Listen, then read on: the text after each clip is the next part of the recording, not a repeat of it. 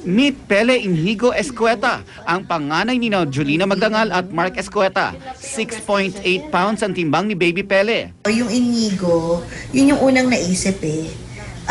Ako yung nakaisip nun kasi gusto ko bagay sa Escueta. So ang naisip ko, Inigo, parang mga Spanish eh, di ba? Parang pag tinawag mo, ang konyo lang, parang ang social lang, ganun. Tapos si Mark, gusto niya ng kakaibang name talaga. And naghahanap siya ng name na may meaning, na miracle.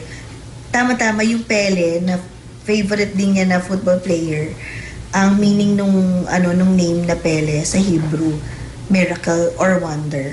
Carbon copy raw ni Mark at ng kanyang lolo si Baby Pele. Halos hindi raw dumaan sa pagle-labor si Julina. Nagpunta sila ng ospital para magpa-ultrasound test kahapon, pero hindi na siya pinauwi ng kanyang OB-GYN. Nagsimula na kasing kumonti ang amniotic fluid ng kanyang panubigan, kaya agad siyang sumailalim sa cesarean section. Hindi ako nag-labor. Alam ko na from the start na masi-CS ako eh. Kasi maliit yung sipit-sipitan. Pero sabi ko, baka naman, baka paglalakad, baka lumalaki na rin yung yung sipit-sipitan, hindi pala.